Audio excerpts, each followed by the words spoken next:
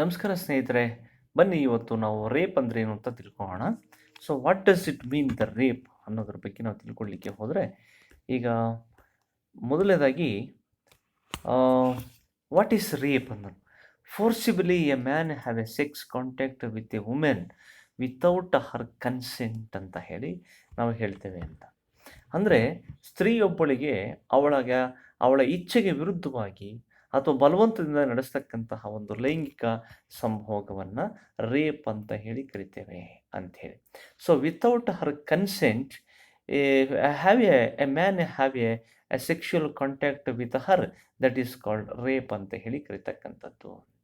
So ಭಾರತೀಯ ದಂಡ ಸಂಹಿತೆ, so section 376 of the IPC ಅವರು ಹೇಳ್ತಾರೆ, the sex with a women against her will or without her consent ಅಂತ. ಸೊ ಹಾಗಾಗಿ ಭಾರತೀಯ ದಂಡ ಸಂಹಿತೆ IPC ಸೆಕ್ಷನ್ನು 375 ಮತ್ತು 376ರ ಪ್ರಕಾರವಾಗಿ ಯಾವುದೇ ಒಬ್ಬ ವ್ಯಕ್ತಿ ಅಥವಾ ಒಬ್ಬ ವ್ಯಕ್ತಿ ಒಬ್ಬ ಸ್ತ್ರೀಯೊಡನೆ ಆಕೆಯ ಇಚ್ಛೆಗೆ ವಿರುದ್ಧವಾಗಿ ಅಥವಾ ಆಕೆಯ ಒಪ್ಪಿಗೆ ಇಲ್ಲದೆ ಅಥವಾ ಆಕೆಯನ್ನು ಬೆದರಿಸಿ ಒಪ್ಪಿಗೆ ಪಡೆದು ಲೈಂಗಿಕ ಸಂಭೋಗ ನಡೆಸುವುದನ್ನು ರೇಪ್ ಅಂತ ಹೇಳಿ ಕರಿತೀವಿ, ಅತ್ಯಾಚಾರ ಅಂತ ಹೇಳಿ. ಸೊ ಈ ಅತ್ಯಾಚಾರ ಅನ್ನುವಂಥದ್ದು ಯಾವುದೇ ಒಬ್ಬ ವ್ಯಕ್ತಿ ಒಬ್ಬ ಮಹಿಳೆಯನ್ನು ಅಥವಾ ಮಹಿಳೆಯೊಡನೆ ಆಕೆಗೆ ಇಚ್ಛೆಗೆ ವಿರುದ್ಧವಾಗಿ ಅಥವಾ ಆಕೆಯ ಒಪ್ಪಿಗೆ ಇಲ್ಲದೇ ಕೆಲವು ಸಂದರ್ಭದಲ್ಲಿ ಆಕೆಯನ್ನು ಬೆದರಿಸಿ ಒಪ್ಪಿಗೆಯನ್ನು ಪಡೆದುಕೊಂಡು ಆಕೆಯೊಂದಿಗೆ ಲೈಂಗಿಕ ಸಂಭೋಗ ನಡೆಸ್ತಕ್ಕಂಥದ್ದೇನಿದೆ, ಸೊ ಇದನ್ನು ನಾವು ಅತ್ಯಾಚಾರ ಅಂತ ಹೇಳಿ ಕರಿತೇವೆ ಅಂತ.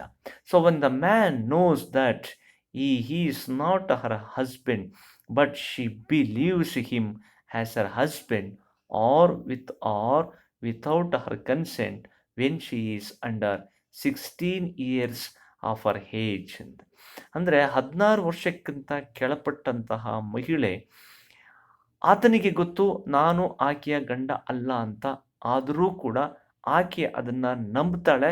ಸೊ ಅವನನ್ನು ಗಂಡ ಅಂತ ಹೇಳಿ ನಂಬಿಸಿ ಆಕೆಯ ಒಪ್ಪಿಗೆಯನ್ನು ಪಡೆದು ಕೆಲವು ಸಂದರ್ಭದಲ್ಲಿ ಒಪ್ಪಿಗೆ ಇಲ್ಲದೆಯೇ ಆಕೆಯ ಜೊತೆಯಲ್ಲಿ ಲೈಂಗಿಕ ಸಂಪರ್ಕವನ್ನು ಹೊಂದಿದ್ದೇ ಆದರೆ ಅದನ್ನು ಅತ್ಯಾಚಾರ ಅಂತ ಹೇಳಿ ಕರೆಯಲಾಗ್ತದೆ ಅಂಥೇಳಿ. ಸೊ ಅದಾದಮೇಲೆ ಈ ಅತ್ಯಾಚಾರಕ್ಕೆ ಸಂಬಂಧಪಟ್ಟಂತಹ ಕೆಲವು ಪ್ರಮುಖವಾದ ಅಂಶಗಳನ್ನು ನಾವಿಲ್ಲಿ ಗಮನಿಸಬೇಕಾಗತ್ತೆ ಅಂಥೇಳಿ. ಆತ ಪತಿ ಅಲ್ಲದೆ ಇದ್ದರೂ ಕೂಡ ಪತಿ ಎಂದು ಮೋಸ ಮಾಡಿ, ಗಂಡ ಅಂತ ಹೇಳಿ ಮೋಸ ಮಾಡಿ ಆಕೆಯೊಂದಿಗೆ ಲೈಂಗಿಕ ಸಂಬಂಧವನ್ನು ಇಟ್ಕೊಂಡ್ರೆ ಅದನ್ನು ಅತ್ಯಾಚಾರ ಅಂತ ಹೇಳಿ ಕರಿಬೋದು ಅಂಥೇಳಿ. ಸೊ ಸುಮಾರು 16, ಆಗಲೇ ಹೇಳಿದೆ, 16 ವರ್ಷಕ್ಕಿಂತ ಕಡಿಮೆ ವಯಸ್ಸಿನವರೊಂದಿಗೆ ಆಕೆಯ ಒಪ್ಪಿಗೆ ಪಡೆದು ನಡೀತಕ್ಕಂಥ ಅಥವಾ ಪಡೆಯದೇ ನಡೆಸ್ತಕ್ಕಂಥ ಒಂದು ಸಂಭೋಗ ಆಗಿರ್ತದೆ ಅಂಥೇಳಿ. ನೀವು ಗಮನಿಸಬೇಕು, ಲೈಂಗಿಕ ಅತ್ಯಾಚಾರ ಅನ್ನುವಂಥದ್ದಿದೆಯಲ್ಲ, ಇದು ಸ್ತ್ರೀ ಪುರುಷರ ದೈಹಿಕ ಶಕ್ತಿ ಹಾಗೂ ಅಧಿಕಾರ ಸಂಬಂಧಗಳಿರ್ತಕ್ಕಂಥ ತಾರತಮ್ಯವನ್ನು ಸೂಚಿಸ್ತಕ್ಕಂಥದ್ದಾಗಿರುತ್ತೆ. ಸೊ ಗಂಡಸರು ದೈಹಿಕವಾಗಿ ಪ್ರಬಲರಾಗಿರ್ತಕ್ಕಂಥವ್ರು, ಹೆಂಗಸರು ದೈಹಿಕವಾಗಿ ದುರ್ಬಲರಾಗಿರ್ತಕ್ಕಂಥವ್ರು. ಈ ಪ್ರಬಲರಾಗಿರ್ತಕ್ಕಂಥವ್ರು ದುರ್ಬಲರಾಗಿರ್ತಕ್ಕಂಥವ್ರನ್ನು ತಮ್ಮ ಅನುಕೂಲಕ್ಕೆ ತಕ್ಕ ಹಾಗೆ ಬಳಸ್ಕೊಂಡು ಅವರ ಮೇಲೆ ಈ ಥರದ ಅತ್ಯಾಚಾರವನ್ನು ಮಾಡ್ತಕ್ಕಂಥದ್ದಾಗಿರುತ್ತೆ. ಹಾಗಾಗಿ ಅತ್ಯಾಚಾರ ಅನ್ನುವಂಥದ್ದು ಸ್ತ್ರೀ ಮತ್ತು ಪುರುಷರ ನಡುವೆ ಇರತಕ್ಕಂತಹ ಅಧಿಕಾರವನ್ನು, ಪ್ರಬಲತೆಯನ್ನು ಸೂಚಿಸ್ತಕ್ಕಂಥದ್ದಾಗಿರುತ್ತೆ ಅಂತಕ್ಕಂಥ ನಾವು ಗಮನಿಸಬೇಕಾಗತ್ತೆ. ಸೊ ಸ್ತ್ರೀಯನ್ನು ಭೌತಿಕ ವಸ್ತುವಿನ ರೂಪದಲ್ಲಿ ಬಳಸ್ಕೊಳ್ತಕ್ಕಂಥದ್ದು ಕಂಡು ಬರ್ತಾ ಇದೆ.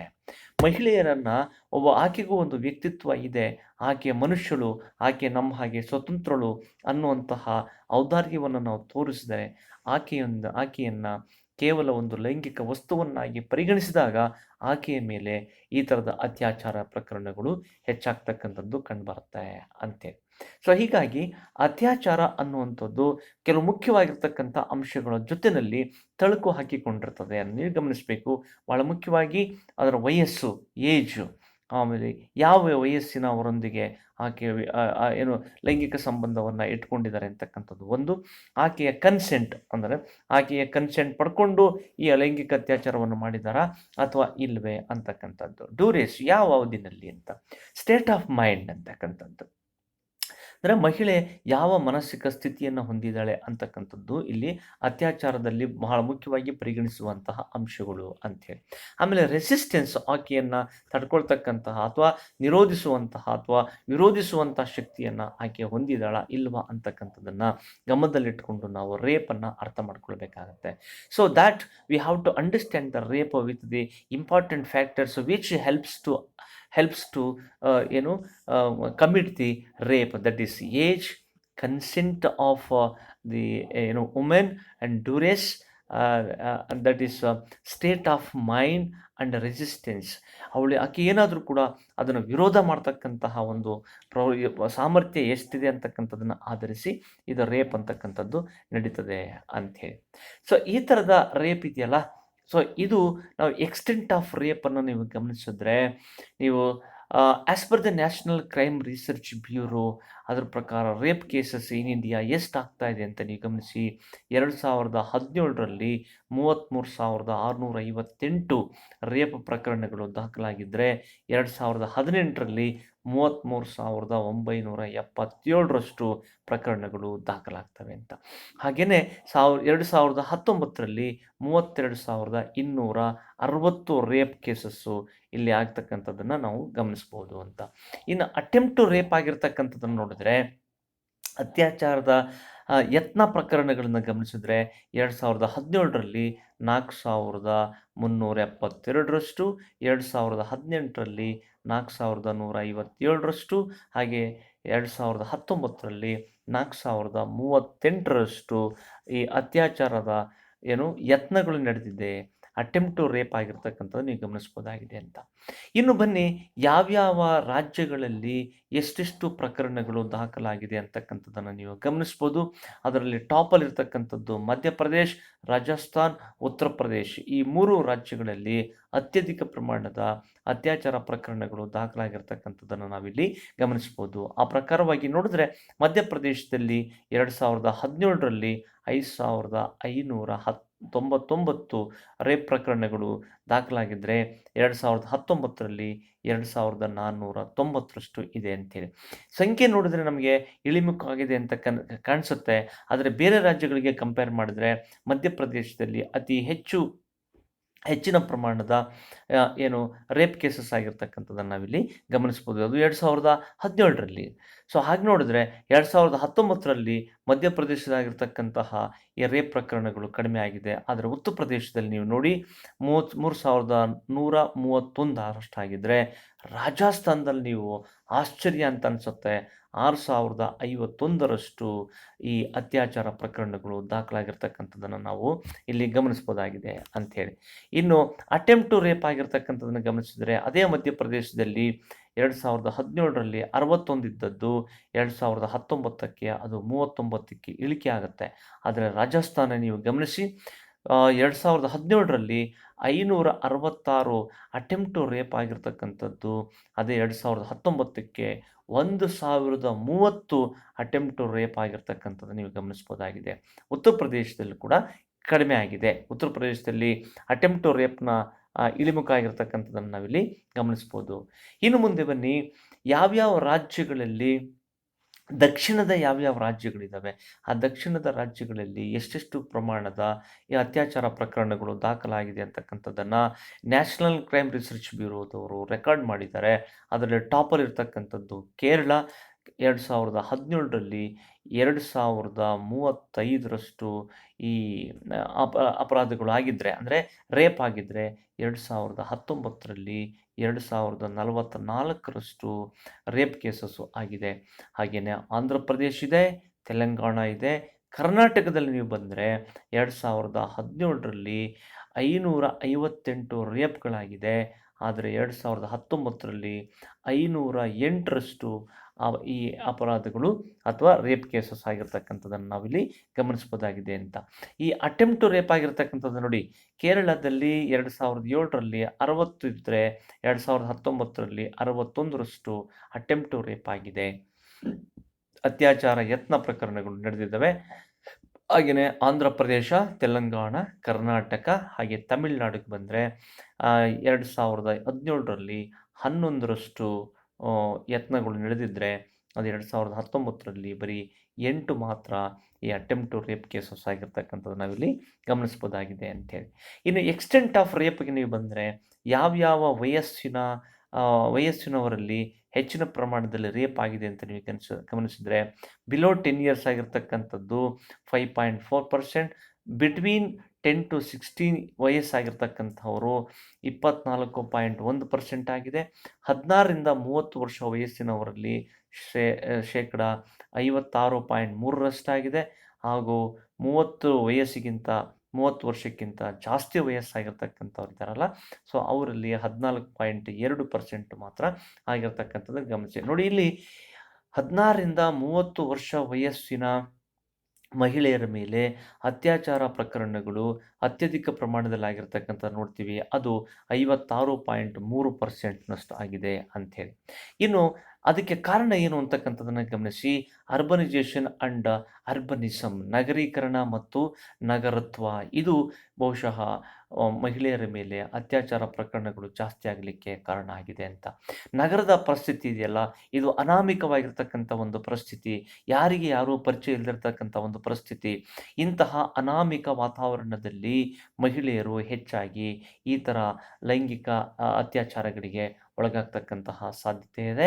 ನಗರ ಜೀವನ ಇದೆಯಲ್ಲ, ಅದು ಕೂಡ ಒಂದು ರೀತಿಯಾಗಿರ್ತಕ್ಕಂತಹ ಜಿಗುಪ್ಸೆಯನ್ನು ತಂದಿರ್ಬೋದು, ಒಂಥರದ ಫ್ರಸ್ಟ್ರೇಷನ್ ಲೈಫನ್ನು ಅವರಿಗೆ ಕಾಣಿಸ್ಕಿರ್ಬೋದು.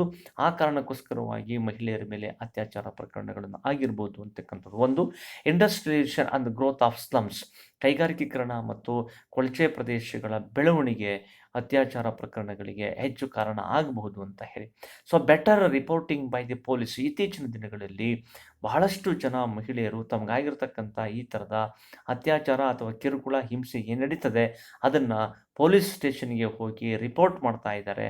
ಪೊಲೀಸವರು ಕೂಡ ಅದನ್ನು ಅಂಕಿ ಸಂಖ್ಯೆಗಳನ್ನು ರಿಪೋರ್ಟ್ ಕೊಡ್ತಾ ಇದ್ದಾರೆ. ಹೀಗಾಗಿ better reporting by the police is the cause for the increasing of rape in India ಅಂತ ನಾವು ಹೇಳ್ಬೋದು. ಜೊತೆಗೆ co education and co work, ಜೊತೆಯಲ್ಲಿ ಶಿಕ್ಷಣ, ಜೊತೆಯಲ್ಲಿ ಕೆಲಸ ಮಾಡೋದ್ರಿಂದ ಗಂಡು ಹೆಣ್ಣು ಇಬ್ಬರೂ ಕೂಡ ಒಟ್ಟೊಟ್ಟಿಗೆ ಕೆಲಸ ಮಾಡ್ತಾರೆ, ಒಟ್ಟೊಟ್ಟಿಗೆ ಇಲ್ಲಿ ಶಿಕ್ಷಣವನ್ನು ಪಡಿತಾರೆ. ಅಂಥ ಸಂದರ್ಭದಲ್ಲಿ ಕೂಡ ಈ ರೇಪ್ ಕೇಸ್ಗಳು ಆಗ್ತಕ್ಕಂತಹ ಸಾಧ್ಯತೆ ಇರ್ತದೆ ಅಂಥೇಳಿ.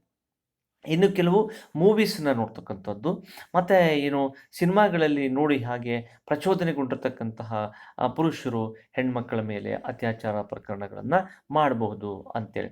Sometimes open scene and pornographic literature, ಇಂದ ಲೈಂಗಿಕತೆಗೆ ಸಂಬಂಧಪಟ್ಟಿರ್ತಕ್ಕಂತಹ ಸಾಹಿತ್ಯವನ್ನು ಓದೋದ್ರಿಂದ ಮತ್ತು ಸಿನಿಮಾಗಳಲ್ಲಿ ಬರ್ತಕ್ಕಂಥ ಓಪನ್ ಸೀನ್ಗಳನ್ನು ನೋಡೋದ್ರಿಂದ ಬಹುಶಃ ಈ ಥರದ ರೇಪ್ ಕೇಸ್ಗಳು ಜಾಸ್ತಿ ಆಗಲಿಕ್ಕೆ ಕಾರಣ ಆಗ್ಬೋದು ಅಂತೇಳಿ. ಆಮೇಲೆ ಚೇಂಜಿಂಗ್ ಆ್ಯಟಿಟ್ಯೂಡ್ಸ್ ಟುವರ್ಡ್ಸ್ ವುಮೆನ್, ಮಹಿಳೆಯರ ಬಗೆಗಿರ್ತಕ್ಕಂತಹ ಪುರುಷರ ಬದಲಾಗಿರ್ತಕ್ಕಂಥ ದೃಷ್ಟಿಕೋನವು ಕೂಡ ಮಹಿಳೆಯರನ್ನು ಅತ್ಯಾಚಾರಕ್ಕೆ ಈಡು ಮಾಡ್ತಕ್ಕಂಥದ್ದು ನೀವು ನೋಡ್ತೀವಿ ಅಂತ. ಸೊ ಡಿಕ್ರೀಸಿಂಗ್ ರಿಲೀಜಿಯಸ್ ರಿಸ್ಟ್ರಿಕ್ಷನ್ಸ್, ನಾವೆಲ್ಲ ಕೂಡ ಧಾರ್ಮಿಕವಾದಂತಹ ರೀತಿಯಲ್ಲಿ ಧಾರ್ಮಿಕವಾದಂಥ ನಿರ್ಬಂಧಗಳಿಗೆ ನಿಯಮಗಳಿಗೆ ಒಳಪಟ್ಟಿರಬೇಕಾಗಿತ್ತು. ಆದರೆ ನಮ್ಮಲ್ಲಿ ಧರ್ಮ, ದೇವರು ಈ ಥರದ ನಂಬಿಕೆಗಳು ಕಡಿಮೆ ಆಗಿದ್ದಾವೆ. ಅವುಗಳಲ್ಲಿ ನಮಗೆ ಇವತ್ತು ನಂಬಿಕೆಗಳಿಲ್ಲ. ಹಾಗಾಗಿ ಮಹಿಳೆಯರ ಮೇಲೆ ಈ ಥರದ ರೇಪ್ ಕೇಸಸ್ಸು ಜಾಸ್ತಿ ಆಗ್ತಾ ಇರ್ತಕ್ಕಂಥದ್ದು ಕಂಡು ಬರ್ತಾ ಇದೆ. So declining moral values and emergence of new rich people ಅಂತೇಳಿ. ಸೊ ಇವತ್ತು ಮೌಲ್ಯಗಳು ತುಂಬ ಕಡಿಮೆ ಆಗ್ತಾ ಇದ್ದಾವೆ, ಮೌಲ್ಯಗಳು ಅವಸಾನದ ಅಂಚಿನಲ್ಲಿದ್ದಾವೆ, ಅವನತಿಯನ್ನು ಹೊಂದಿದ್ದಾವೆ. ಹಾಗಾಗಿ ಇವತ್ತು ಹೊಸ ರೀತಿಯಾಗಿರ್ತಕ್ಕಂತಹ ಒಂದು ಶ್ರೀಮಂತಿಕೆ ಪರಿಚಯ ಆಗಿದೆ ಜನಗಳಲ್ಲಿ. ಈ ಥರದ ಒಂದು ಕಾರಣಕ್ಕೋಸ್ಕರವಾಗಿ ಮಹಿಳೆಯರಲ್ಲಿ ಹೆಚ್ಚಿನ ಒಂದು ಅತ್ಯಾಚಾರಕ್ಕೆ ಒಳಗಾಗ್ತಕ್ಕಂತಹ ಸಾಧ್ಯತೆಗಳು ಇರ್ತದೆ ಅಂಥೇಳಿ. ಇನ್ನು ನೇಚರ್ ಆಫ್ ರೇಪ್ ಹೇಗಿದೆ ಅಂತಕ್ಕಂಥದ್ದು ನೋಡೋದಾದರೆ, ರಾಮ್ ಹುಜ್ರಾ ಅವರು ಸುಮಾರು 42 ಕೇಸ್ಗಳನ್ನು ಅಧ್ಯಯನ ಮಾಡಿದ್ದಾರೆ. ಅದರ ಅಧ್ಯಯನದಲ್ಲಿ ಮೂಡಿಬಂದಿರತಕ್ಕಂತಹ ಫಲಿತಾಂಶಗಳು ಏನು ಅಂತ ಹೇಳಿದ್ರೆ, 50% of rape victim is known to her, ಅಂದರೆ ಆಕೆಗೆ ಪರಿಚಯ ಇರತಕ್ಕಂಥವರಿಂದಲೇ ಅತ್ಯಾಚಾರ ಆಗಿರ್ತಕ್ಕಂಥ ಪ್ರಕರಣಗಳು 50% ಇದ್ದರೆ, ಸಾಂದರ್ಭಿಕವಾಗಿ ಅತ್ಯಾಚಾರ ಆಗಿರ್ತಕ್ಕಂಥದ್ದು ಸುಮಾರು 90% ಇರುತ್ತೆ ಅಂಥೇಳಿ. ಇನ್ನು ಒಬ್ಬನೇ ವ್ಯಕ್ತಿ ಅತ್ಯಾಚಾರ ಮಾಡಿರ್ತಕ್ಕಂತಹ ಪ್ರಕರಣಗಳನ್ನು ನೋಡಿದ್ರೆ 58% ಇದೆ. ಇನ್ನು ಇಬ್ಬರು ಪುರುಷರು ಸೇರಿಕೊಂಡು ಒಬ್ಬಾಕೆಯ ಮೇಲೆ ಅತ್ಯಾಚಾರ ನಡೆಸಿರ್ತಕ್ಕಂಥ ಪ್ರಕರಣಗಳು 21% ಕಾಣಿಸ್ಕೊಳ್ಳುತ್ತೆ. ಹಾಗೆ ಗ್ಯಾಂಗ್ ರೇಪನ್ನು ನೀವು ಬಂದರೆ 20% ಗ್ಯಾಂಗ್ ರೇಪ್ ಆಗಿರ್ತಕ್ಕಂಥದ್ದು ಕಂಡು ಬರ್ತಾ ಇದೆ ಅಂಥೇಳಿ. ಅದಾದಮೇಲೆ 90%ನಷ್ಟು 90% rapes do not involve violence, means temperament or verbal coercion are used to seduce the victim ಅಂತ ಹೇಳ್ತೀವಿ. ಸುಮಾರು 70% ರೇಪ್ ಸೀನ್ ಏನು ಗೊತ್ತಾ, ಅವರಲ್ಲಿ ಏನು ಯಾರು ಬಲಿಪಶು ಆಗಿರ್ತಾಳೆ ಅಥವಾ ಅತ್ಯಾಚಾರಕ್ಕೆ ಒಳಗಾಗಿರ್ತಕ್ಕಂಥವಳ ಮನೆಯಲ್ಲೇ ಆಗಿರ್ತಕ್ಕಂತಹ ಅತ್ಯಾಚಾರ ಯಾವುದು ಅಂದರೆ ಎಷ್ಟು ಅಂದರೆ 70% ಆಗಿರುತ್ತೆ ಅಂಥೇಳಿ. ಇನ್ನು ರೆಸಿಡೆನ್ಷಿಯಲ್ ಬಿಲ್ಡಿಂಗಲ್ಲಿ ನಡೆದಿರ್ತಕ್ಕಂಥ ರೇಪ್ಗಳಿಂದ ನೋಡಿದ್ರೆ ಅದು 25% ಇರುತ್ತೆ ಅಂಥೇಳಿ. Highest rate of victims were found in the age of 15 to 20 years ಅಂತೇಳಿ. 15ರಿಂದ 20 ವರ್ಷ ವಯಸ್ಸಿನ ಮಹಿಳೆಯರು, ಹೆಣ್ಣು ಮಕ್ಕಳು ಹೆಚ್ಚಾಗಿ ಅತ್ಯಾಚಾರದ ಬಲಿಪಶುಗಳಾಗಿರ್ತಕ್ಕಂಥದ್ದನ್ನು ಗಮನಿಸ್ತೀವಿ. Second highest rate of victims ಯಾರು ಅಂತ ಹೇಳಿದ್ರೆ 23ರಿಂದ 30 ವರ್ಷ ವಯಸ್ಸಿನ ಮಹಿಳೆಯರು ಆಗಿರ್ತಾರೆ ಅಂತಕ್ಕಂಥದ್ದನ್ನು ನಾವಿಲ್ಲಿ ಗಮನಿಸಬಹುದಾಗಿದೆ ಅಂತ. ರಾಮ್ ಹುಜಾರ್ ಅವರು ಒಂದಷ್ಟು ಕೇಸ್ ಸ್ಟಡಿಯನ್ನು ಮಾಡ್ತಾರೆ. ಆ ಕೇಸ್ ಸ್ಟಡಿಯ ಒಟ್ಟು ಸಾರಾಂಶ ಹೀಗಿರ್ತದೆ. ಶಮೀಮ್ ಅಂತಕ್ಕಂತಹ 7 ವರ್ಷದ ಒಬ್ಬ ಮುಸ್ಲಿಂ ಹೆಣ್ಣು ಮಗಳು ಒಬ್ಬ ಟ್ರಕ್ ಡ್ರೈವರ್ 20 ವರ್ಷದ ಟ್ರಕ್ ಡ್ರೈವರ್ನಿಂದಾಗಿ ಅತ್ಯಾಚಾರಕ್ಕೆ ಒಳಗಾಗ್ತಾಳೆ. ಒಬ್ಬ ದಲಿತ ವ್ಯಕ್ತಿಯಿಂದ ಆಕೆಗೆ ಆ ಹೆಣ್ಣು ಮಗಳ ಮೇಲೆ ಅತ್ಯಾಚಾರ ಆಗುತ್ತೆ. ಅದೇ ಊರಿನವನು.